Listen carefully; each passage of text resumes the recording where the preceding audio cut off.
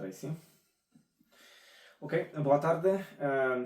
Luiz, você poderia se apresentar, por favor, para as pessoas que...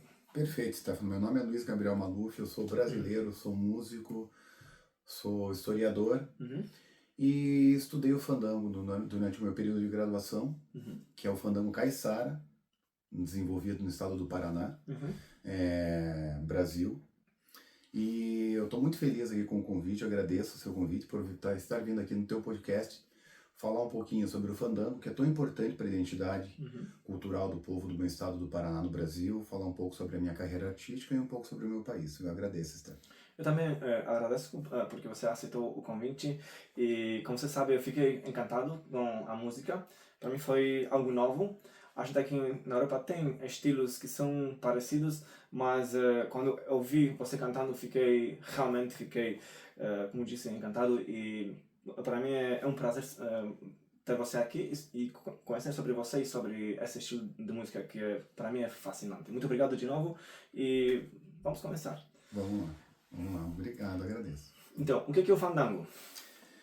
O fandango é uma manifestação cultural, Uhum. né? Nasceu no estado do Paraná, no litoral do estado do Paraná. Bom, nós temos, primeiramente, Stefano, nós temos vários tipos de fandango. Uhum. Cada manifestação artística se desenvolveu em um determinado país, numa determinada época. Então, nós temos o fandango espanhol, o fandango português, que se desenvolveu aqui na Europa. Uhum. Depois, esse estilo artístico, esse estilo musical foi levado para o Brasil no período da colonização, Okay. né, a partir do século XVI. E nós temos no Brasil o fandango, nós temos o fandango no Nordeste do Brasil, nós temos fandango quilombola. Quilombolas são as comunidades de negros escravos que se formaram na época do Brasil colônia, quando estes negros não aceitavam a escravidão, a situação de escravidão, então eles fugiam e montavam comunidades autônomas no interior do Brasil. Hoje nós temos milhares de comunidades quilombolas remanescentes ainda. Okay. Também existe a manifestação do fandango entre as comunidades quilombolas, mas eu estudei o fandango quando eu fiz a minha faculdade de História e o meu estudo foi baseado no fandango caiçara. Então é bem importante delimitar bem qual é o tipo de fandango. A gente vai tentar dar um panorama aqui sobre todos os fandangos que existem. Tem muitos, verdade? Muitos, exato. Existe o fandango espanhol, então existe o uso das castanholas, por exemplo, entendeu? Tem o fandango caiçara, que a gente vai conversar um pouquinho sobre ele, quais são os instrumentos utilizados, essa mistura com a dança, entendeu? Então é importante a gente delimitar. O meu estudo sobre o fandango, na minha graduação, foi sobre o fandango caiçara, que se desenvolveu, que nasceu no estado do Paraná, no litoral do estado do Paraná e de São Paulo. Mas antes de a gente chegar nesse ponto, o fandango nasceu onde? Em que lugar do mundo? Foi Brasil? Não foi Brasil? Foi não. Okay. Assim, foi na Península Ibérica. Os primeiros registros de fandango nós temos em Portugal e Espanha.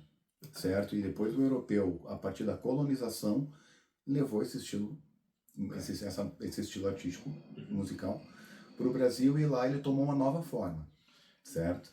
Tanto é que, por exemplo, aí nós podemos conversar sobre, uma coisa que a gente vai conversar é sobre a influência do fandango, né? Por exemplo, entre os compositores clássicos europeus, né? Como, por exemplo, o fandango espanhol influenciou Boccherini. Boccherini, ele era italiano, mas ele morou muito tempo na Espanha. Existem peças que o Boccherini compôs, que inclusive tem nome de fandango. Né? Ele recebeu muita influência da cultura espanhola, até porque, logicamente, morou na Espanha um tempo.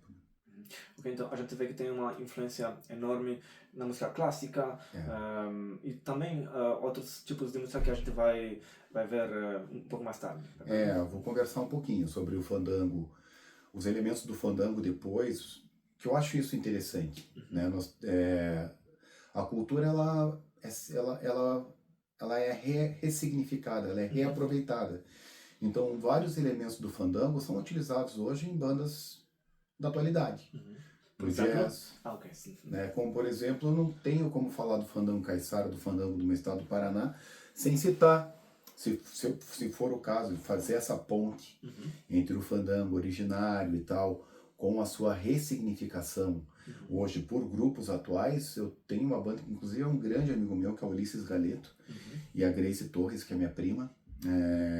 Eles têm um grupo que se chama Grupo Fato, e eles se apropriaram demais do fandango nas suas composições. Então, até instrumentos do fandango eles utilizam nos seus shows, incorporaram nas suas composições, que eu acho que isso é muito bacana. A gente não tem que ter, eu acho que a arte, a gente tem que dar liberdade para a arte se manifestar. A gente não tem que ficar alimentando um saudosismo de não, tem que deixar a arte intocada, ela não pode mudar do jeito que ela nasceu, entendeu? Porque o fandango caiçara, ele tem seus traços, né? Por exemplo, quando começou, tem registros ou documentos que falam como foi no início e como está hoje em dia? Sim. Então vamos lá. Pensando no fandango caiçara, eu estudei o fandango caiçara já na época contemporânea, nos anos 80 e 90.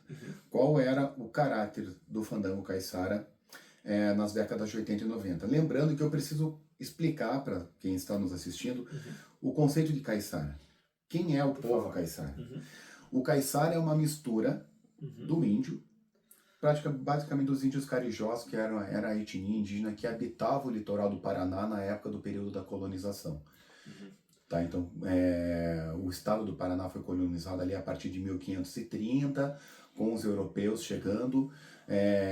Nós temos uma cidade litorânea no estado do Paraná que se chama Paranaguá. Curitiba, hoje, que é a capital do Paraná, ultrapassou Paranaguá em número de habitantes, em importância. Apesar que Paranaguá tem uma importância econômica grande também, porque hoje em dia tem o Porto de Paranaguá, que é bem importante para a economia do nosso estado. Mas o estado do Paraná passou a ser colonizado pelo litoral, porque em um determinado momento foi descoberto ouro em Paranaguá. E os portugueses se interessaram. E aí começaram a colonizar o estado do Paraná e conhecer o estado do Paraná pelo nosso litoral, por Paranaguá. Assim foi como eles trazeram também um monte de coisas e a música também foi parte delas. Exatamente. Existe, quando os povos convivem, independente do tipo de convivência, se seja uma convivência de uma dominação de um povo pelo outro, é certo que existe a troca de elementos culturais também. Então, um europeu chega no estado do Paraná, encontra lá índios carijós, certo? E essa mistura das culturas, né, fez nascer o povo caiçara. Existe uma diferença, por exemplo, Stefano, do caiçara para o caipira. Nós temos no Brasil também o caipira. Então, quem é o caipira e quem é o caiçara? O caipira é aquela pessoa que vive no interior do Brasil, que trabalha na terra, que vive da terra, do campo. Porém, o caipira, ele vive do campo. A diferença do caipira para o caiçara é que o caiçara também tem uma ligação muito forte com o mar. Então essa é a diferença, né? Então, lógico, também se desenvolve a agricultura como um método de sobrevivência, mas também vive muito da pesca, né? Inclusive a construção de barcos a partir de 1730, alguma coisa assim, ela acabou se tornando século XVIII, início do século XVIII, acabou se tornando muito importante para a economia do estado do Paraná. A indústria naval, dá para chamar de indústria, né? Pensando, levando em conta as devidas proporções da época, né? Mas também foi importante na época. Então o caiçara é esse povo que nasceu da mistura do europeu com os índios carijós que habitavam o litoral do Paraná e de São Paulo, e também com o negro, que é o que a gente chama dessa miscigenação, né? Do caboclo com o europeu nasceu o povo caiçara. E aí, qual era o fandango? Ele nasce, ele vai se desenvolvendo junto com esse povo, com o povo caiçara, com uma importância econômica fundamental assim para a região do litoral do Paraná. Por quê? Basicamente, o povo caiçara, como nós já conversamos aqui, vivia das atividades, das suas atividades econômicas, pesca, agricultura. Só que uma família sozinha, Stefano, não dá conta de trabalhar na sua terra, de cultivar 100% da sua terra. Qual foi o método que eles encontraram para poder conseguir cultivar 100% da sua terra? Chamar os vizinhos. Interessante. Chamar os vizinhos para trabalhar na sua terra. Então a família caiçara que morava ali do ladinho, né, as famílias que moravam próximas e não só próximas, vinham famílias de vários lugares, até distantes, de viajar de barco alguns dias aí e tal, pra festa de fandango. Então assim, todo mundo chegava na família, na terra daquela família, acordavam cedo e trabalhavam, plantavam, cuidavam da terra, faziam tudo que tinha que fazer. Por quanto tempo? Quanto tempo durava tudo isso? As festas, elas duravam dias. Dias. Dias. E o que fazia durante as festas? Durante o dia era trabalho. No final do dia era a comida. O dono da terra, ele tinha a obrigação, já que todo mundo foi ajudar ele a cuidar da terra dele, cuidar dos animais, ajudar a pescar, ajudar a consertar barco, ajudar a plantar, fazer um monte de coisa, reformar alguma coisa que tem.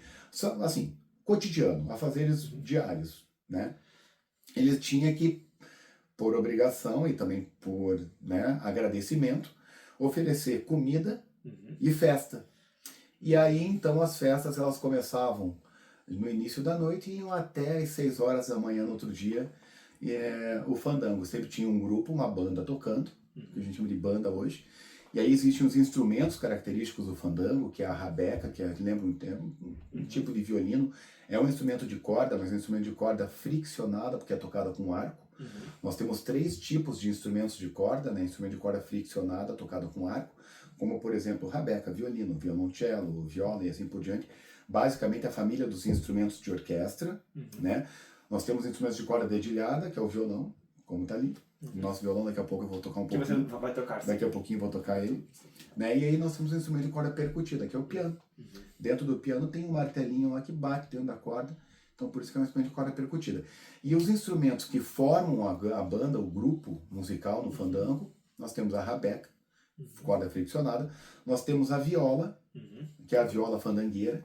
Ela é feita de cacheta, que é uma madeira típica do litoral, inclusive muitas lembrancinhas de quem visita o litoral do Paraná, barquinhos, são feitos de cacheta porque ela é uma madeira muito branca, ela é muito mole.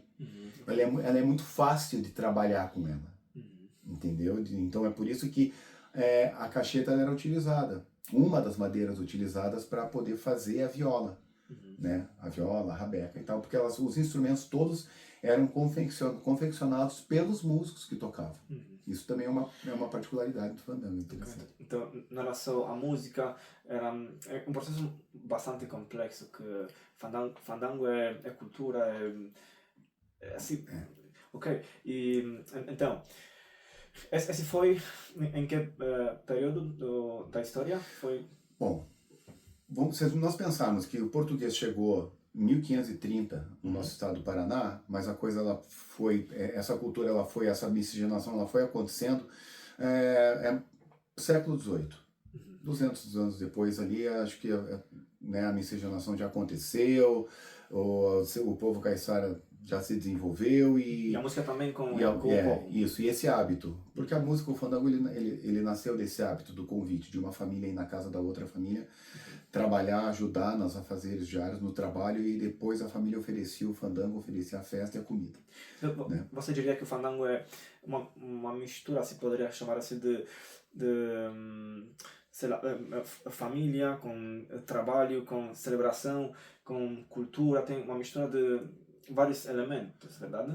Tudo, na verdade, inclusive religiosidade. Por exemplo? Né? Por exemplo, existem as festas religiosas, elas existiam procissões, né, do Divino Espírito Santo, por exemplo, em homenagem a São João Batista, né? Então a religiosidade também é contada nas letras do fandango. As letras da música do fandango contam o cotidiano, o trabalho, o modo de vida, fala sobre o cotidiano, a vivência do povo caiçara. Né? Então é isso. O fandango ele tinha uma importância cultural, uma importância central ali na vida do caiçara do litoral do Paraná. E hoje em dia mudou aquilo que, por exemplo, artistas como você toca no fandango, também vocês cantam sobre religião, sobre família, sobre ou os temas mudaram com o tempo? Olha, existe uma certa produção fonográfica nova do fandango, mas eu sei que tem o Grupo Fato, e os temas basicamente são os mesmos, assim. Eu não vou saber te responder exatamente hoje sobre a produção dos grupos tradicionais de fandango, do Paraná e tal, é, mas as músicas, o fandango, ele é um estilo musical, mas você acha livros que falam que existem mais de 200 marcas de fandango. No Brasil ou no mundo? Só o fandango caiçara. O caiçara. Nós não estamos falando do fandango do Nordeste do Brasil, nós não estamos falando do fandango espanhol, que originou o fandango caiçara, né, que foi trazido aqui foi trazido para o Brasil, para a América, mas assim, praticadas do povo caiçara. Eu encontrei livros que falam em 200 marcas de fandango, encontrei livros que falam em 400 marcas de fandango. Cada marca tem um nome. Quais são os nomes? Normalmente nome de pássaros, nomes ligados à natureza, anu, né, marinheiro. Né? Então, essas marcas são batizadas com nomes que fazem parte da realidade da vida do povo caiçara. Entendeu? E a tua pergunta é interessante, porque eu acho que o que a gente precisa entender foi justamente um dos meus estudos, assim, o que mudou no fandango? Do fandango quando ele nasceu para o fandango tocado e praticado nas décadas de 80 e 90. Eu fiz faculdade em 90 comecei em 95, minha faculdade de História, Stephanie, terminei em 99, foram 5 anos estudando. O fandango? A minha faculdade, o fandango, eu fiquei 2 anos estudando porque, assim, eu já no meu 4º, 5º ano do meu curso já estava me preocupando qual era o meu objeto de estudo, o que eu ia ter sobre o que eu ia falar, sobre o que eu iria escrever no meu projeto de conclusão de curso. E eu já era músico na época e tal, eu falei, vou juntar aqui a história com a música e vou estudar alguma coisa que seja genuinamente do nosso estado, que é o fandango. Então eu não sou um músico de fandango. Eu sou um entusiasta do fandango. Eu resolvi entender o fandango, porque eu acho que é minha obrigação, enquanto um músico do Paraná, nascido em Curitiba, eu precisava entender. Eu fui buscar no estado do Paraná, daí tá, vamos lá. O nosso estado ele tem uma característica cultural, porque o nosso estado ele se formou a partir da imigração do povo europeu. Não do período da colonização apenas, como nós conversamos agora, mas assim, século XX, muitos povos europeus foram se estabelecendo, italianos, alemães, os próprios japoneses. Então, o estado do Paraná, eu confesso que ele não tem tanta produção, nós não criamos tantos ritmos musicais nossos, se comparar com outros estados. E por quê? Qual seria a explicação? Eu acredito que nós somos muito bons em importar coisas, né? Então nós temos excelentes músicos no estado do Paraná, excelentes bandas de rock, excelentes músicos de música clássica, enfim, o estilo que você pensar, nós temos. Nós temos muitos CTGs no estado do Paraná, para você, que provavelmente é uma novidade. O que é um CTG? É um Centro de Tradição Gaúcha. Okay. Os gaúchos é o nome dado ao povo do Rio Grande do Sul, que é o nosso último estado lá perto do Uruguai, lá, e que tem uma cultura muito forte, tem uma produção musical própria. Muitos estilos musicais nasceram no Rio Grande do Sul. Por exemplo, milonga, guarânia, sabe? Então, esses estilos, o Rio Grande do Sul ele tem é um povo que tem uma cultura muito forte, eles são muito arraigados à sua cultura, eles valorizam muito a sua cultura e consomem muito a sua cultura. E você tem centros de tradições gaúchas, que são lugares onde tem bailes que tocam os estilos musicais do Rio Grande do Sul em vários lugares do Brasil, por exemplo. Você tem o samba, que nasceu no Rio de Janeiro e São Paulo, a bossa nova no Rio de Janeiro. Daí a gente nós já estamos conversando de músicos que já chegaram a atingir uma fama internacional, como por exemplo Tom Jobim, Vinícius de Moraes, Toquinho. Nós temos os ritmos do Nordeste, e aí assim, é uma infinidade, sabe? Nós temos lá maracatu, baião, coco, choque, vários estilos musicais que nasceram no Nordeste do Brasil. Então, quando a gente pensa em estado do Paraná, eu confesso que, por mais amor que eu tenho à minha cultura e por mais respeito e admiração que eu tenho pela cultura do estado do Paraná, mas o nosso estado é assim. né? Enfim, e o fandango foi pelo menos uma das primeiras manifestações culturais nascidas no estado do Paraná, genuinamente paranaense. E eu, enquanto um músico e historiador, eu resolvi entender um pouquinho disso. Eu achei que era a minha obrigação entender um pouquinho do fandango e eu fui estudar qual era o caráter, o que é que acontecia com o fandango nas décadas de 80 e 90 que, que era diferente do que aconteceu com o fandango quando o fandango surgiu. Lá século XVI, XVII, se desenvolveu juntamente com o povo caiçara. E aí a gente chega à conclusão que o fandango hoje ele tem um perfil mais de folclore. Folclore, o que é um folclore? É mais aquela manutenção da memória cultural. Né? Apesar de que eu tenho que tomar muito cuidado para falar isso, porque eu tenho amigos e amigas minhas que fizeram tese, que estudaram mestrado e doutorado, e assim, já estão com um estudo muito mais desenvolvido do que o meu. E o fandango, sim, ele tem uma importância econômica hoje, mas é lógico, é um pouco diferente, logicamente. Como aporta para a economia o fandango? O fandango, o fandango ele é praticado ainda no litoral do Paraná. Ele é praticado. Existem muitas festas de fandango. Inclusive, existe uma preocupação de quem hoje trabalha com fandango e tenta manter viva a tradição, a cultura do fandango, em tentar passar para as próximas gerações essa cultura do fandango e esse conhecimento.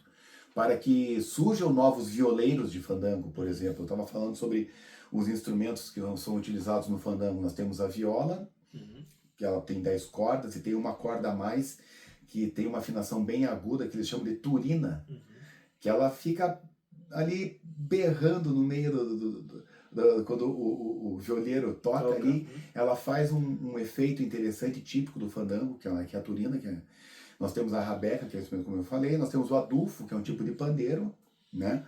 Então, assim, existem muitos músicos antigos que tocam ainda, que ainda estão tocando estes instrumentos. Mas nós precisamos formar músicos novos, jovens, que se interessem em tocar esses instrumentos. E você vê, daquilo que você sabe, tem interesse a nova geração está interessada pelo fandango, daquilo que você sabe? Olha,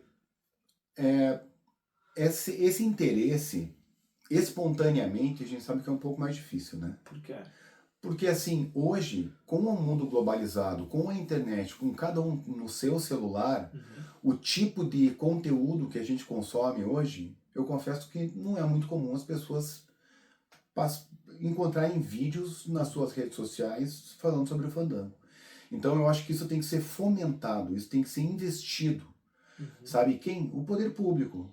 Que são a Secretaria de Cultura do Estado do Paraná, são as secretarias municipais de Curitiba, que é um município rico, forte no nosso estado, no sul do Brasil, importante, do próprio Paranaguá. Existem, sabe, de todas as prefeituras, existem vários municípios na região litorânea, do litoral do Paraná ali.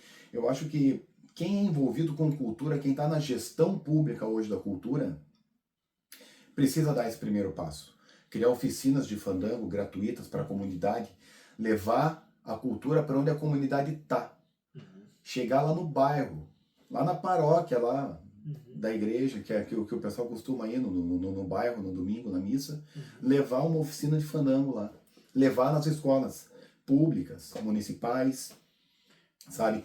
Eu acho que tem que ter, porque é muito mais fácil hoje cair para um vídeo de um jovem que está ali na sua rede social, vídeos, enfim, dos mais variados estilos, música pop, internacional, a gente está falando de Brasil, né? Ou seja, o pop do Brasil também.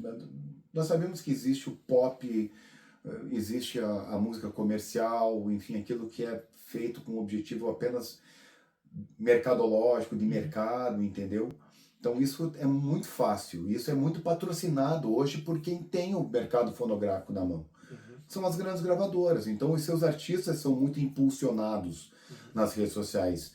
Nós não temos nenhuma grande corporação, nenhum grande departamento de cultura impulsionando, né? Até onde eu sei, eu posso estar errado, Mas assim, nós não temos nenhum vídeo de fandango viralizando nas redes sociais para poder chegar nas pessoas, chegar nas gerações mais novas. E eu tenho certeza que se chegar, pessoas vão se interessar. Mas precisa chegar, as pessoas, os jovens, eles precisam ficar sabendo que existe. É criar essa demanda, essa necessidade, eu acho. O que dá esperança para você que se você chegar nos jovens vão ficar interessados? Porque você falou, você acha que o pop é a música, digamos mais escutada pelos jovens? Ou daquilo que você sabe, o que você acha?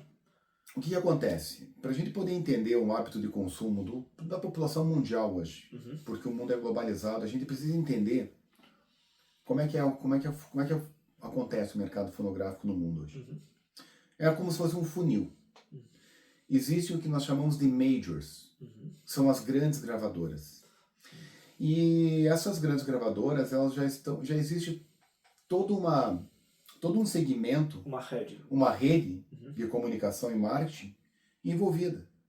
Então, quando um artista que assinou com uma major, quando ele grava um disco, ele produz um conteúdo novo, na semana que vem, o conteúdo dele vai estar em todas as plataformas extremes, em todos os programas de televisão, de auditório, de todos os países, os principais de rede nacional.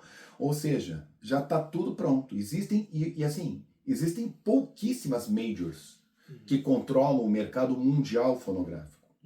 E essas majors, normalmente, elas formam rede com as majors nacionais de cada país, que também são 3 ou 4. Não tem muita major, não, que controla todo o hábito de consumo do mercado fonográfico brasileiro. E isso, qual é o resultado disso? De certa forma, é um empobrecimento no consumo de música de qualidade por parte da população.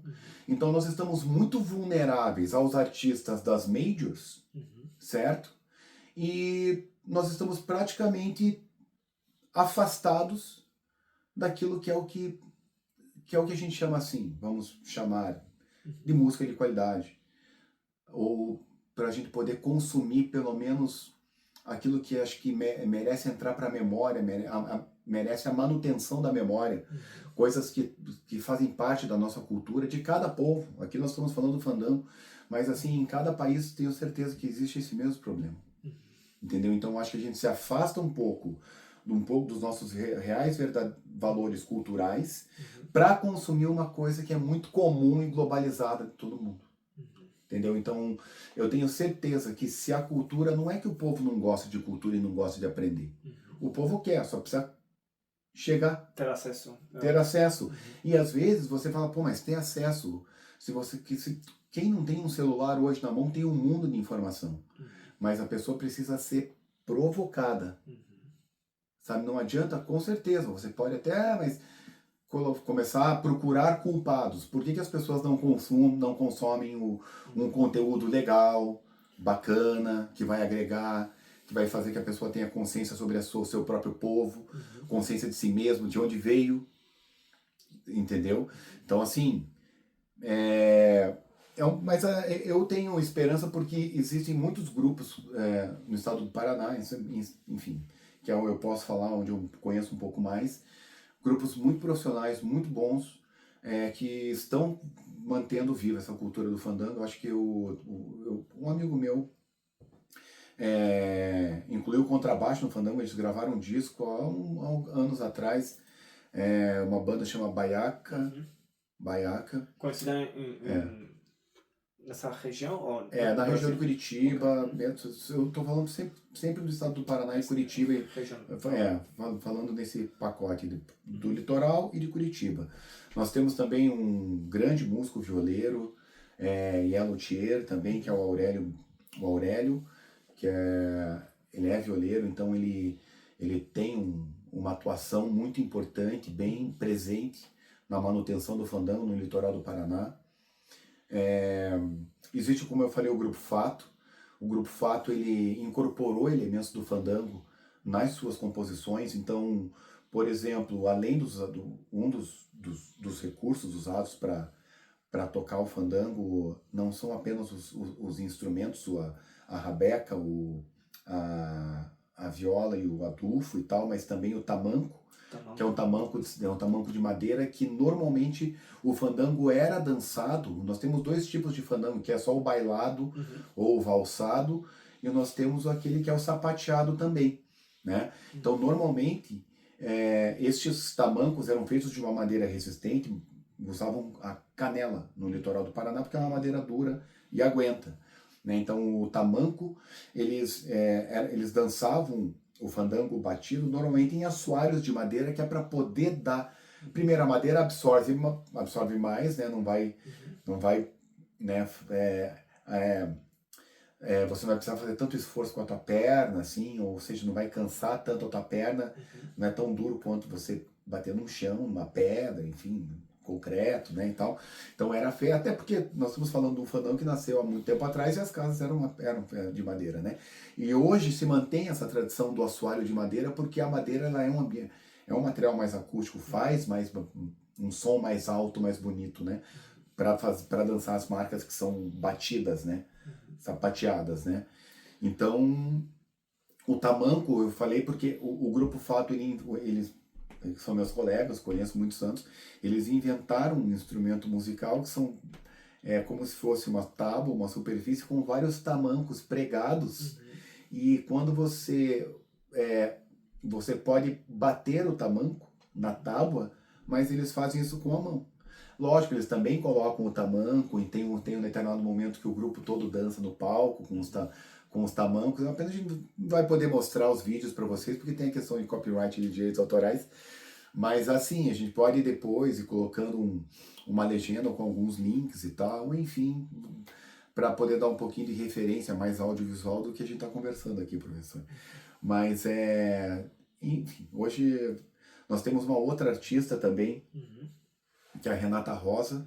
Ela é cantora, ela incorporou a rabeca, ela nasceu em São Paulo, mas morou muito tempo no Nordeste, então a proposta artística dela é justamente pegar essa brasilidade, esses ritmos brasileiros e também o fandango, né, e também de ritmos nordestinos, porque ela morou no Nordeste, foi uma das principais influências que ela teve na sua carreira artística, e ela toca a rabeca e canta, e a rabeca veio do fandango, então aqui, e ela muitas vezes improvisa, então aqui nós já estamos vendo a rabeca, que é um elemento do fandango, junto com o jazz, ela se apropriando do improviso, que é o que é muito comum no jazz, e criando uma outra coisa, que é o que a gente chama de música contemporânea brasileira, ou da nova MPB, que é pegar aquilo que já existe, que já foi criado no Brasil, e colocar uma roupa nova, ressignificar, dar um outro conceito para aquilo, e é muito legal. Renata Rosa, procurem aí, vocês vão encontrar vídeos dela, muito competente, canta muito, excelente musicista. Agora falando sobre artistas, você é um deles. Você tem um grupo ou você canta sozinho, por conta própria? Bom, Stefan, eu tenho 34 anos de música. Comecei a tocar relativamente novo, com 15 anos, 14, 15 anos. Você sempre tocou e cantou fandango? Fandango, a gente precisa falar aqui assim, o fandango, a minha relação com o fandango foi mais dentro da minha área, dentro das ciências humanas, dentro da história, do que da minha performance artística mesmo, né? Eu posso falar de alguma relação com o fandango porque de uma maneira mais genérica. Por exemplo, o fandango, existem certas escalas que são utilizadas no fandango, que nós chamamos de escalas modais, que elas são utilizadas até na música eletrônica, hoje em dia, certo? No jazz. Então, tem essa influência do fandango na música de hoje em dia. Eu uso algumas escalas modais, tem algumas músicas minhas que eu uso, algumas escalas que também são utilizadas no fandango, tem esse perfil, né? Mas assim, eu nunca fui um músico de fandango, até porque assim, eu toco violão. Tudo bem, o fandango moderno, com essa roupa nova que ele tem hoje, já colocaram violão, um colega meu, um grande amigo meu, grande baixista, ele gravou com o Baiaca, com esse grupo, inclusive, ele colocou um baixo elétrico no fandango. E aí é uma coisa muito, divide opiniões, né? Tem gente que é acostumado com o fandango tradicional e vai falar, não gostei. Tem gente que vai falar, nossa, que legal. Mas eu acho que hoje, eu lembro uma professora minha, ela falava assim, a ideia hoje da vida é abrir os ouvidos. É você estar disposto a escutar tudo aquilo que vem. Né? Então, assim, e não fechar os teus ouvidos num primeiro momento. Espera, escuta, reflete, sabe? Mas ter essa postura de aceitar, porque a música, ela, a todo momento, ela está se reinventando, se ressignificando. Né? Então, assim, por exemplo, escalas muito comuns no fandango, nós temos escalas modais na música, não vou entrar no mérito de falar sobre teoria musical aqui, mas nós temos, como por exemplo, duas escalas modais, que é o que a gente chama de modo mixolídio, e o modo dórico, né? São duas escalas específicas que aí eu paro por aqui porque não adianta, a gente não tá falando, vamos entender a sonoridade. Então o fandango ele utiliza muito essas duas escalas modais e dá um efeito muito bacana. Você encontra, essas escalas também são muito utilizadas na música nordestina, né?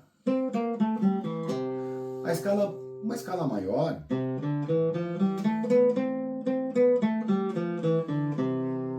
o nosso, até para quem é leigo, é familiar ao nosso ouvido. Mas quando eu começo a modificar essa escala maior, que é o que a gente chama de escala modal, ela dá um outro efeito, dá um efeito bem bacana, né?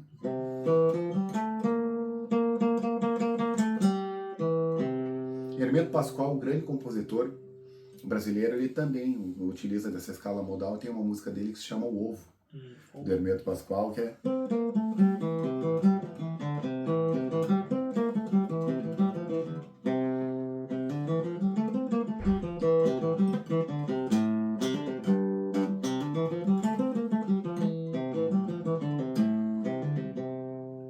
Então, assim, elas têm algumas nuances que são interessantes quando você usa essas escalas na música contemporânea hoje em dia. Né? Eu tenho uma música minha que se chama Mundo Bobo, a letra é do Ricardo Lening. É um grande amigo meu, fez faculdade comigo, eu fazia história, ele fazia biologia na época. Depois ele fez mestrado e doutorado em antropologia, hoje ele é antropólogo. No Brasil, trabalha na FUNAI, que é a Fundação Nacional do Índio, trabalha junto com as etnias indígenas. Né? E eu vou tocar só um trechinho, é uma escala também modal, né? Um modo lídio aqui, que não vem ao caso explicar agora, mas...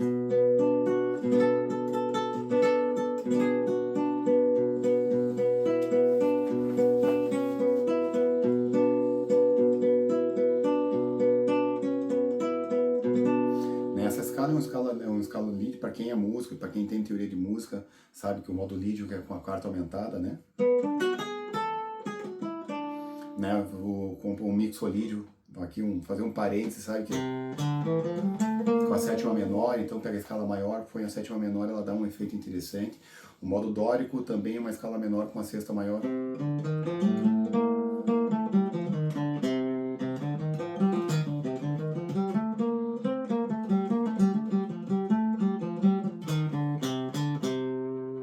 Enfim, ele vai.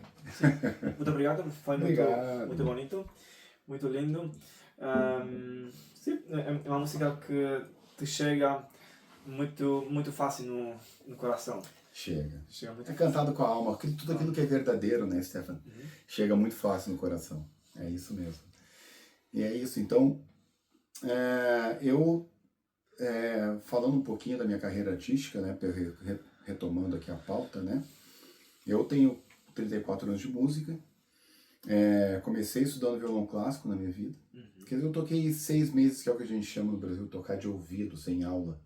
Pegar o violão, ficar procurando. Como foi a experiência? Olha, é interessante, viu? É interessante quando você vê, assim, eu tenho essas duas sensações, assim, de ficar tocando 6 meses, 1 ano de ouvido e depois começar a estudar violão clássico, já começar a dar nome para aquilo que eu estava descobrindo por conta própria no meu 1 ano que eu fiquei tocando de ouvido. E aí eu entendo que estudar teoria é interessante. É bom, estudar violão clássico é bom, mas nós temos duas formas de aprender música. Ou a gente aprende música ouvindo a música, ou a gente aprende música lendo a música.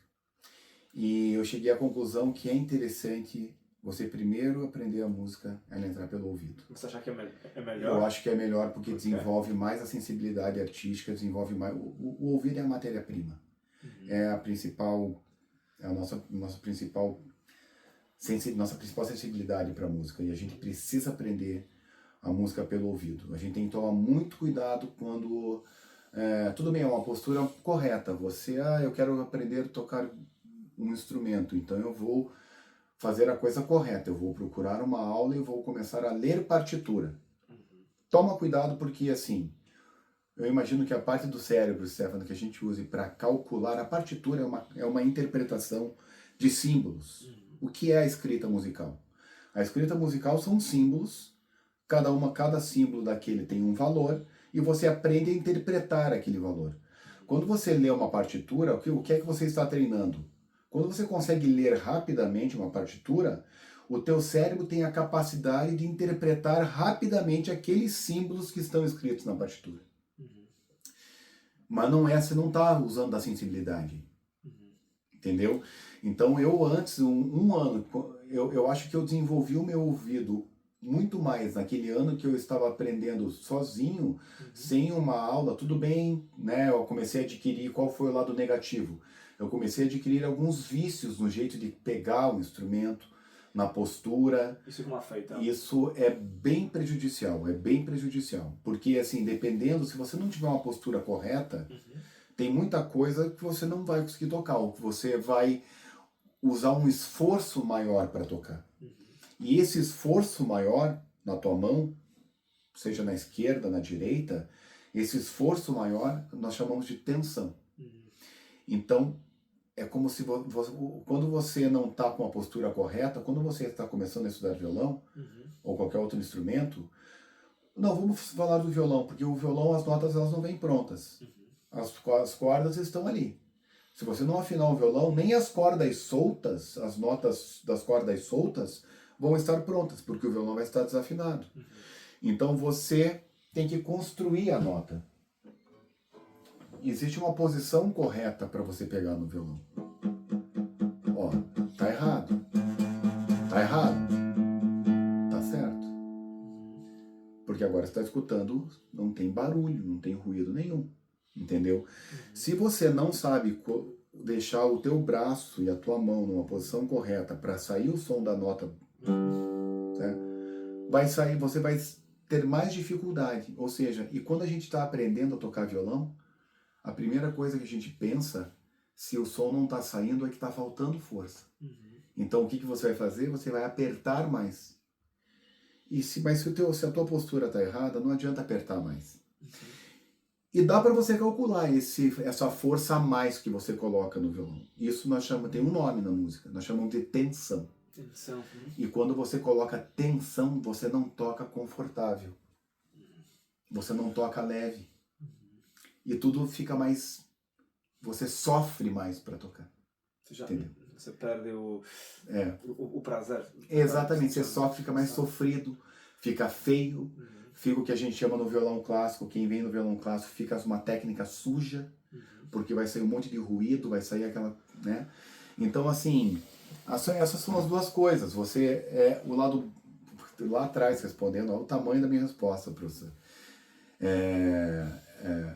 Respondendo a sua pergunta, ou como é que foi o antes e o depois, antes quando eu só tocava de ouvido sozinho, estudava sozinho, depois eu comecei a fazer aula, o lado positivo do sozinho é que eu sentia, eu conseguia tirar as músicas de ouvido com mais facilidade, eu desenvolvi o meu ouvido mais rápido do que a minha técnica.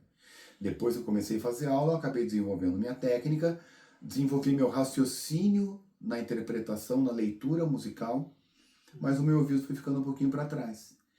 E aí eu tive essa consciência, e aí eu não fiquei só tocando ali, apenas estudando violão clássico, fui estudar a teoria musical, fui estudar harmonia, fui tocar música popular, fui montar banda, grupos musicais e comecei a tocar rock, toquei vários estilos musicais diferentes, gravei vários discos, cada um no seu estilo musical, né? Você chegou a vender discos? Sim, sim, sim. Eu tive uma banda, curiosamente, há mais de 20 anos atrás, era uma banda de heavy metal. Okay. Então nós fizemos 2 tiragens de 1000 cópias e tal, e isso foi comercializado, foi vendido. Na época, foi o ano de 2002, nós viemos do Brasil para a Europa, fizemos uma turnê aqui. Foi muito legal, tocamos acho que 13 ou 15 shows, foram em 5 ou 6 países, tocamos na Bélgica, o país que a gente mais tocou e a gente mais ficou foi na Alemanha. Então a gente saía da Alemanha, ia tocar nos outros países e voltava, ia tocar na Holanda, voltava, na Bélgica, voltava. Então esses discos foram comercializados. Eu já gravei disco com uma orquestra, que eu toquei numa orquestra de violões, toquei 9 anos numa orquestra, que era a Orquestra de Violões do Paraná, na minha cidade, no meu estado. Ela nasceu da escola de música que eu iniciei os meus estudos com a minha professora Norma Zírio. Então ela era uma professora muito rigorosa, cobrava a gente precisava estudar bastante. E aí o sonho dela era montar uma orquestra só de violões para mostrar que a capacidade tímbrica do violão, que o violão também é um instrumento que ele tem muito recurso, ele também pode ser um instrumento que merece fazer parte de uma orquestra, ao ponto de ter uma orquestra só com violões. Então a nossa orquestra era chamada de Orquestra de Violões do Paraná, nós imitávamos uma orquestra original de cordas. Uma orquestra original de cordas, ela é formada por 4 grupos, ou 4 naipes, que é o violoncelo, a viola, e o grupo 1 e o grupo 2 de violinos. Pelo menos essa é a parte das cordas de uma orquestra. E nós também dividíamos a nossa orquestra em 4 grupos, cada grupo tocava uma parte. O violão número 4, o quarto violão, tocava o que o cello tocava, o terceiro violão, viola, o primeiro e o segundo violão, os 2 grupos de violino. Eram muitos concertos, tinha um solista que se destacava. Eu comecei na orquestra tocando todas as linhas do violoncelo, no quarto violão, depois eu acabei indo para o segundo violão e acabei assumindo como solista da orquestra e lá fiquei 9 anos tocando.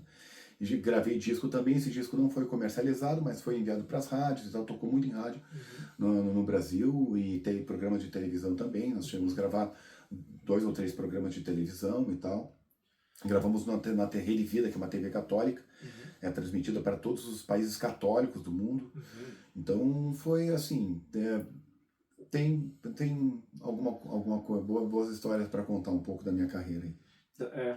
Essa foi a época dourada na tua carreira pessoal? Ou porque você começou a tocar rock logo na orquestra, logo você começou com fandango, verdade? Assim, o fandango eu só, como eu falei, o contato que eu tive com o fandango foi apenas dentro do meu curso de história, né? Eu nunca fui um praticante do fandango, eu nunca fui um músico de fandango, né? Eu nunca toquei fandango. Mas sim, a gente sofre, a gente recebe influências e se identifica. Porque, como nós já conversamos algumas vezes, né, Stefano? O fandango ele representa a identidade cultural do povo do meu estado, do Paraná, né? Basicamente ele é do povo do litoral, mas sim, é um fragmento, é uma parte da identidade do povo do nosso estado do Paraná. E aí eu me senti na obrigação de estudar e entender um pouquinho o fandango para falar sobre ele. Né? E aí a minha época de ouro, dá para se dizer, eu acho que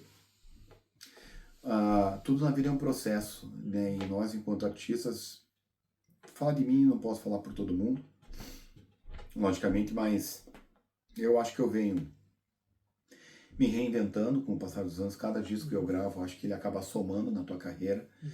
Sempre, e a ideia da carreira de um músico, e também de qualquer profissão, qualquer profissional, qualquer coisa que você desenvolva, que você se dedique na tua vida, qualquer ser humano, é amanhã você estar melhor do que hoje. Eu estou muito feliz com o rumo que a minha carreira tomou dos últimos 10 anos para cá, porque eu acabei me dedicando à minha carreira solo.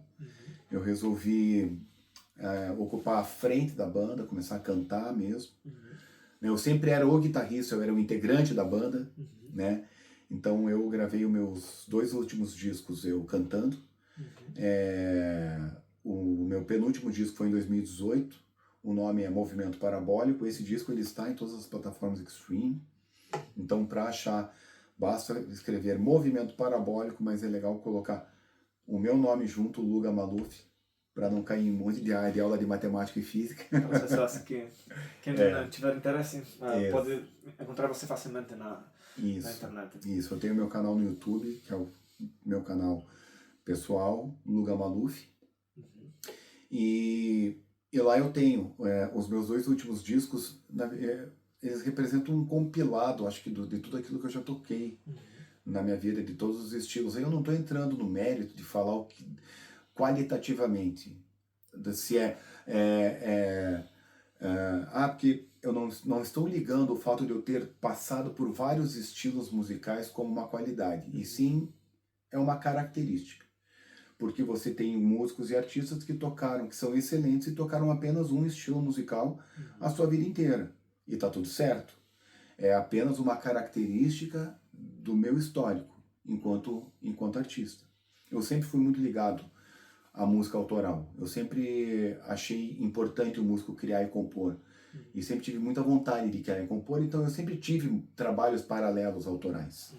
Eu tocava na orquestra, mas também, que era uma orquestra de música clássica, mas também ao mesmo tempo eu tocava nessa banda, que era uma banda de heavy metal. Eu tô sendo leve aqui, na verdade era uma banda de death metal, né, que era um estilo pesado, né, com um vocal agressivo, um vocal gutural e tal. Então eu toquei, acho que 9, 10 anos death metal. Por que você deixou de tocar? Eu deixei de tocar, olha, a música, Stephanie, é um pouco cruel, assim. A gente abandona coisas que a gente gosta, basicamente por causa do mercado. Era muito legal, era muito visceral, contagiante tocar heavy metal, mas é um mercado muito restrito e limitado. Então eu não conseguia me manter na música, me sustentar a minha família, minha filha, tocando heavy metal e tocando música clássica no Brasil. Então você vai deixando, né? E você vai procurando novos projetos que sejam mais sustentáveis, dá para se dizer assim, né? Então, mas eu sou muito grato a todos os estilos que eu já toquei. Já tive banda de reggae também, tive uma experiência de tocar com grandes amigos meus que eu gosto muito. E aí nós gravamos também um EP, 2 EPs, mais 7 ou 8 músicas. Foi uma experiência interessante, eu acho que acrescentou muito para o meu perfil artístico, tanto ter tocado reggae, death metal, música clássica, e sempre fazendo, é muito comum no Brasil você tocar MPB, voz e violão, né? Aí da MPB vem tudo, né? É samba, é bossa nova, baião, ritmo do Nordeste. Então, eu acho interessante esse perfil do músico brasileiro, porque nós temos acesso a muita coisa. Nós temos acesso, eu estou morando agora em Dublin, aqui fazem 7 meses, 8 meses, e eu escuto rádios, às vezes, no meu trabalho, eu escuto a rádio, as rádios locais, e eu vejo que aqui tem tudo que toca aqui, toca no Brasil. Nada para mim aqui é estranho. Nada novo. Muito, eu acho muito legal. O que eu achei um pouco mais de coisa nova aqui, a parte do folk, da música tradicional Irish, que eu acho que é muito rica, muito interessante e tal. Mas assim, o que eu acho interessante, o que eu sinto falta é todo aquele repertório brasileiro que aqui a gente não escuta.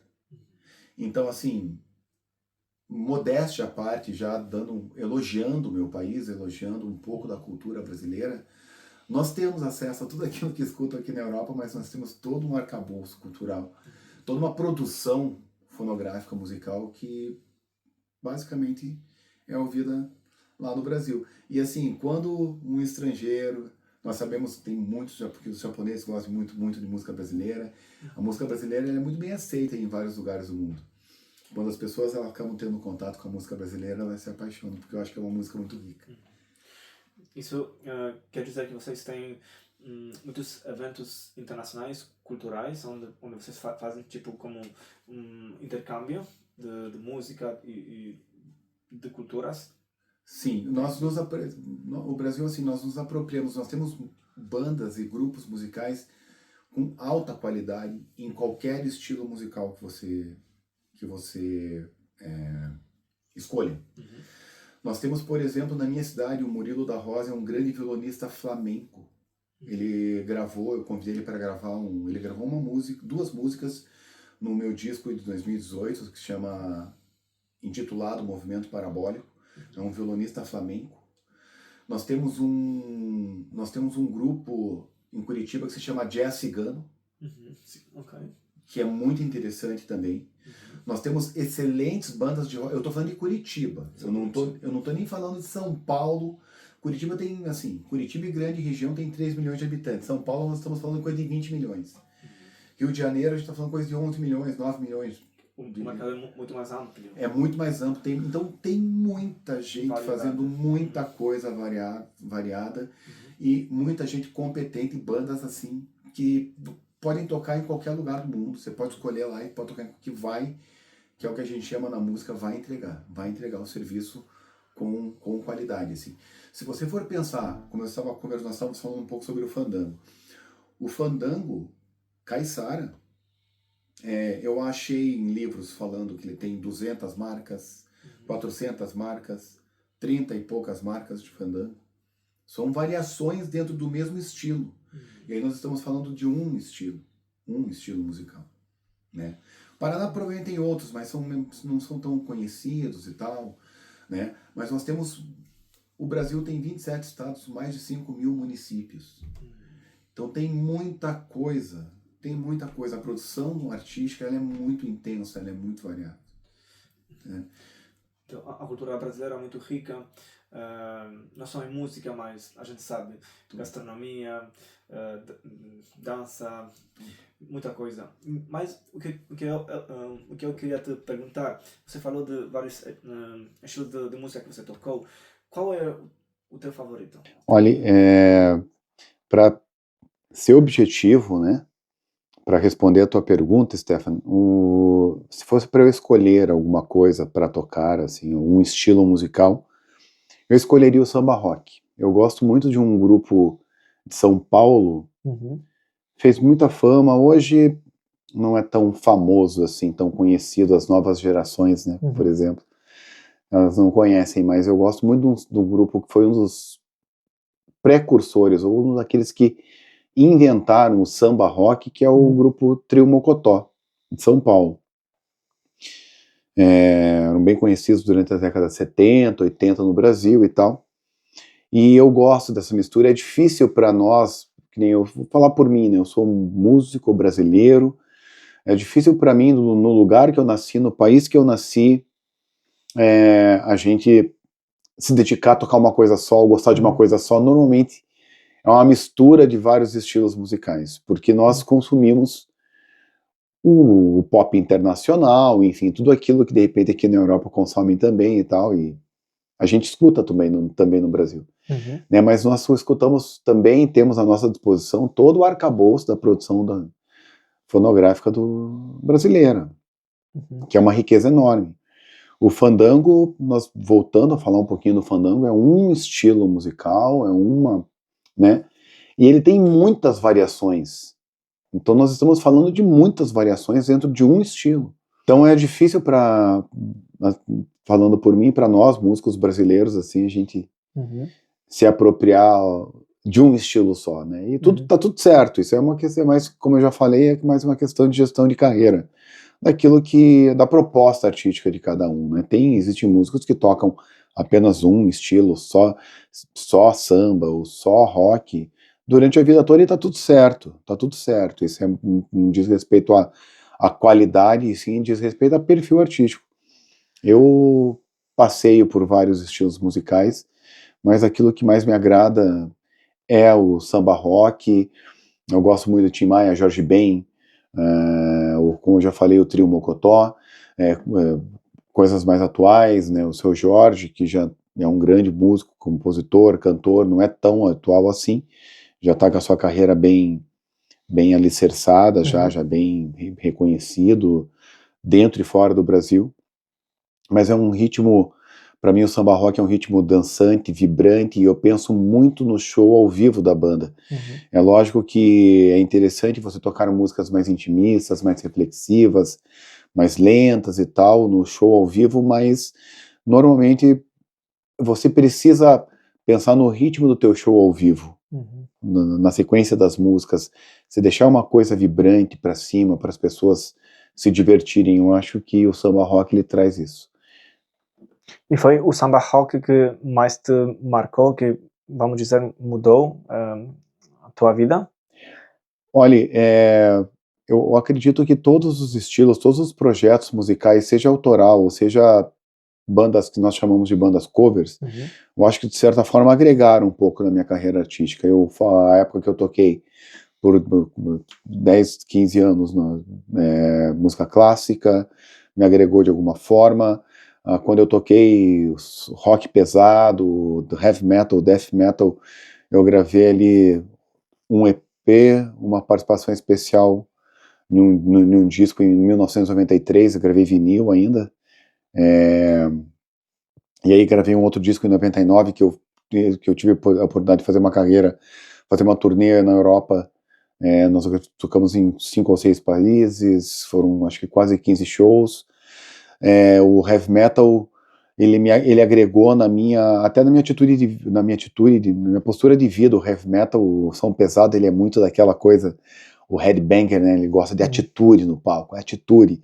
E essa atitude do heavy metal, essa pegada mais agressiva, eu acho que tem como você trazer para a tua vida, para a tua postura de vida, e ter atitude, ter uma pegada agressiva quando precisa ser agressivo.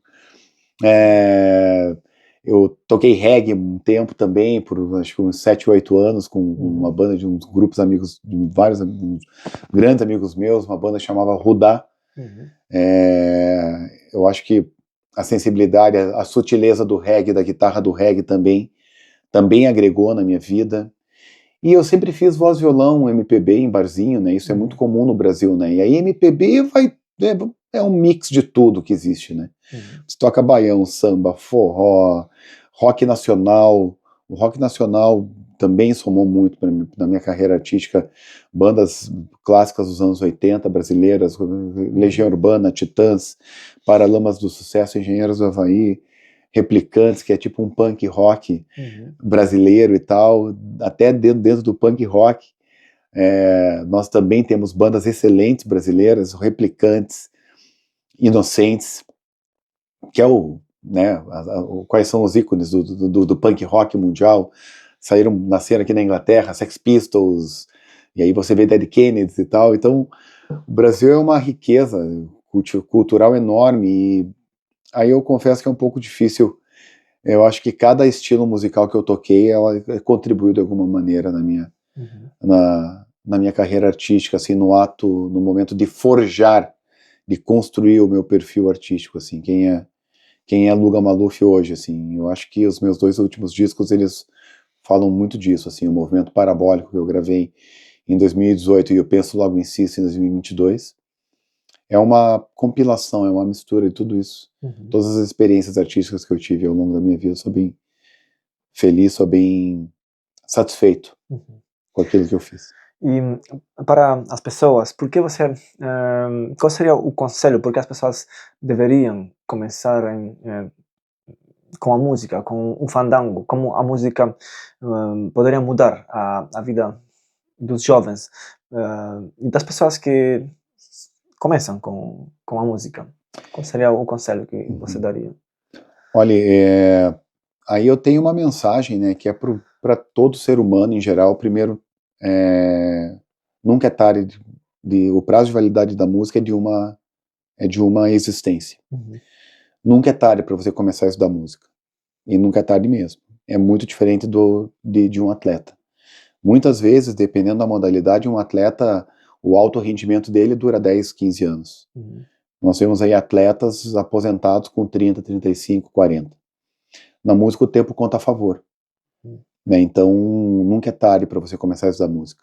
E para mim, com relação ao fandango, é lógico que todo jovem do mundo deveria conhecer o fandango, como tudo aquilo que é bom, né, dentro da arte, dentro da produção artística e cultural, todo mundo merece conhecer, mas assim, para ser mais objetivo, mais focado, assim, eu acho que o jovem do estado do Paraná, pelo menos, deveria conhecer o fandango, e esse incentivo tem que partir do governo, tem que partir do estado. Acho que o governo do estado do Paraná, os prefeitos dos municípios, dos estados, do estado do Paraná, das nossas cidades, todo mundo que é envolvido com cultura, todo mundo que tem como obrigação fazer a gestão cultural do nosso estado, tem que colocar nas escolas públicas, municipais, estaduais,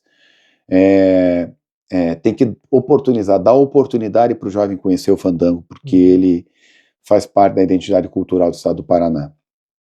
E com relação à música, eu estendo para todo jovem, ou independente de idade, mas aqui, o foco aqui é o jovem. A música, ela me disciplinou muito. A música, ela pega você de jeito, quando você tem amor por aquilo, e se você quer ser músico, você só sentando e estudando. Então a música me deu disciplina, a música fez eu suportar a rotina.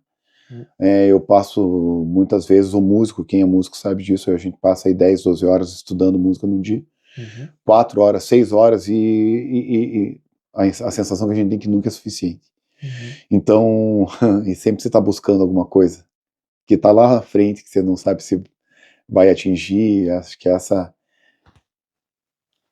essa coisa do músico nunca estar satisfeito com aquilo que está fazendo, acho que isso é um combustível. A gente tem que levar isso como postura para tudo aquilo que a gente faz. Nunca se dá por satisfeito, sempre está buscando melhorar.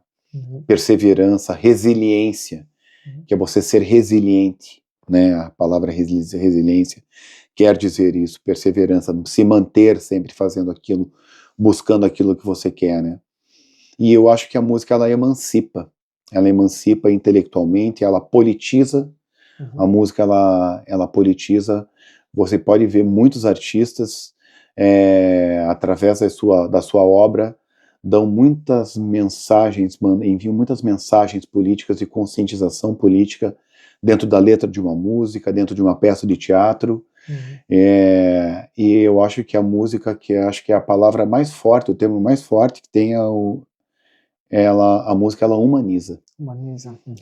Você consegue, a música, ela dá para o ser humano, para a pessoa, a capacidade de enxergar o lado bom do ser humano e de gostar de gente. Eu acho que, sim, os males do mundo existem, eles são uma realidade. Eu acho que existem muitas pessoas, sim, fazendo coisas negativas, fazendo coisas ruins no mundo, mas o que a gente faz com todas as pessoas boas? O que a gente faz com o lado cheio do copo, né? Porque eu acho que a ideia da vida não é só enxergar o lado vazio do copo, é enxergar o lado cheio do copo. E a música até E a música, ela faz isso demais. Ela ajuda a pessoa a ter a capacidade de gostar de gente, sabe? De ter empatia, de criar empatia pelas pessoas, que é o que a gente chama de visão humanizada de sociedade. Quando você tem uma visão humanizada de sociedade, você respeita, você se mantém dentro de uma boa conduta, porque você sabe que se você se você tiver uma má conduta, você vai estar fazendo mal para alguém. E é a capacidade de você se colocar no lugar do outro, de criar empatia. A música, ela é isso, ela humaniza. Isso é humanizar. Você ter a capacidade de se colocar no lugar do outro. E você fala, não quero para mim, não quero esse mal para mim, então não faça para o outro. Então, e outra música, ela também educa o teu ouvido para você escutar aquilo que é bom. E você desenvolver gosto por aquilo que é bom, porque não adianta você ter música boa no mundo da internet à disposição das pessoas, hoje, se as pessoas não têm a capacidade de entender que aquilo é bom, e não têm a capacidade de começar a gostar daquilo. Se você não entende, não tem esse conhecimento, esse discernimento do bom e do ruim, se bem que o bom e o ruim é muito relativo, o que é bom para um é ruim para o outro, mas é um lado meio perigoso aí de a gente começar a discutir e debater, né? O certo e o errado, enfim, às vezes não existe, o que é certo para um e errado para o outro. Mas eu acho que a música, ela blinda, ela deixa as pessoas mais preparadas para não consumir aquilo que tem uma intenção apenas mercadológica. Porque isso é fato, isso não depende de gosto. O mercado da música existe, sim, a música pela música, que é feita, e a música entretenimento, e que tá tudo certo. Tá tudo certo, existe a música entretenimento, mas foi feito para gerar receita. para ganhar dinheiro. Mercadologicamente, acho que isso é perigoso. Quando a gente começa a olhar para produção artística, cultural, a partir de uma visão mercadológica, eu acho que acaba, né? Você tá falando sobre o poder da música. Você, como professor, tem exemplos práticos e concretos de como a música mudou a vida das pessoas, nesse caso dos teus alunos? Sim, Stefano, nós conversamos um pouquinho, né? Não chegamos a entrar muito em detalhes, mas eu dei aula para menores infratores durante 5 ou 6 anos da minha vida, durante a década de 90, né? E ali eu vi que o poder da música perante os menores. Sabe um efeito que a música fez nos meus alunos, nos menores infratores, que eram, enfim, tinham problemas com a justiça, tinham problemas de vícios, tinham problemas de criminalidade. Eu vi que se você conseguir entender a vida de um menor, se colocar no lugar desse menor infrator, você vê que ele é privado completamente de valores e de algum tipo de reconhecimento. De repente, um menor infrator desse, que nasceu numa periferia da cidade, numa família pobre, acostumado a conviver com problema dentro de casa, às vezes problemas com os seus pais, ou muitas vezes nem são seus pais, ou é padrasto, ou é madrasta, né, vivendo junto. Um menor desse, ou uma pessoa dessa, que depois se tornou maior, enfim, esse estereótipo de ser humano que eu estou falando, ele é acostumado a passar uma vida inteira sem receber um elogio, sem ser reconhecido por nada. Ou seja, qual é a visão que ele tem dele mesmo? Não serve para nada. Não sabe fazer nada, nunca recebeu um elogio. E eu, trabalhando com os meus menores infratores, eu dei aula há 4, 5 anos, como teve menor que começou a fazer aula comigo com 12, saí, porque quando completa a maioridade tinha que sair. Eu trabalhei no IASP, Instituto de Ação Social do Paraná, que era uma instituição pública sustentada pelo Estado, que tinha por objetivo reabilitar menores infratores. Aqueles que saíam do regime fechado, eles iam para um regime de transição, que era o regime semiaberto. Eles dormiam na casa deles com suas famílias, porém eles eram obrigados a passar o dia inteiro nessa unidade de reabilitação, aprendendo, estudando.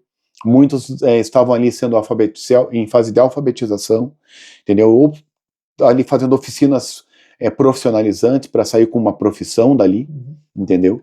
E a música, eu vi que muitos deles que começaram a aprender a tocar violão comigo, eles voltavam para as suas comunidades e começaram a receber elogio do amigo, do vizinho, da família. Nossa, ele toca violão. Que é uma coisa assim super nova num ambiente completamente assim nocivo e prejudicial para um ser humano viver, entendeu? É acostumado com briga dentro de casa, com violência, com, sabe, se obrigar a ter que sair armado no bairro, na comunidade onde mora, porque senão se um outro menor souber que ele não está armado, ele corre risco de vida. Então, sabe, as pessoas, às vezes, quem está muito afastado dessa realidade, não conviveu com isso, para a gente criticar a vida das pessoas é fácil, é bem fácil. Mas entender o contexto de vida. Porque, né, roubar é errado. Ah, tudo bem, você fala, por que a pessoa está roubando? Ela que vai trabalhar. Mas, assim, até ela ser aceita em algum trabalho, olha, não é simples você resolver esse tipo de problema social e entender a delinquência juvenil. Não é simples. E eu vi que a música começou a transformar esses alunos a partir do momento que a música fez nascer valores nesses alunos. E nesses menores infratores, eles começaram a ser reconhecidos por alguma coisa. Na sua comunidade, pobre, onde viviam, dentro da sua família, enfim, no meio de todos os problemas que eles são acostumados a viver. Então, a música mudou não só a tua vida, mas também a vida dos teus alunos. E geralmente, quando a música toca o coração de uma pessoa, muda completamente. A gente falou sobre a humanização, verdade? Que a música nos faz mais humanos, nos conecta um com o outro, e você consegue isso através da música, do fandango. Você teria alguma mensagem para as pessoas que vão ver esse podcast e para os jovens, sobretudo porque você gostaria que essa música teria continuidade, verdade? Então, depende bastante dos jovens. Qual seria a mensagem que você gostaria de deixar para as pessoas que ouvir isso, o podcast? A mensagem que eu deixo para as pessoas, seja para o jovem, acho que assim, o nosso foco é o jovem, né? Teoricamente, aquele que tem uma vida pela frente pode contribuir muito, né? Tem mais tempo para fazer a diferença no mundo que a gente vive, né? Seja curioso. Seja curioso. Busque, porque tem muita coisa, tem muita produção artística boa acontecendo. Eu sou de uma época em que, se eu quisesse conhecer alguma coisa, algum lançamento, algum músico, ou ler algum livro, ou se eu tinha que ir numa biblioteca, eu sou de uma época que não existia internet, para a gente consumir conteúdo, consumir cultura, era um pouquinho mais difícil do que hoje. E hoje nós temos muito conteúdo caindo no nosso colo, na nossa mão, que é no nosso celular. Então, assim, busquem, sejam curiosos, busquem a produção artística de qualidade. Jair Rodrigues, que é um músico brasileiro, faleceu há muitos anos atrás, ele falava, e eu concordo plenamente com ele, ele falava assim, não é que hoje em dia não tem mais músicos fazendo músicas boas, né? Hoje em dia tem, sempre vai ter. Tinha no passado, tem no presente e sempre vai ter no futuro. Quem precisa encontrar esses artistas somos nós.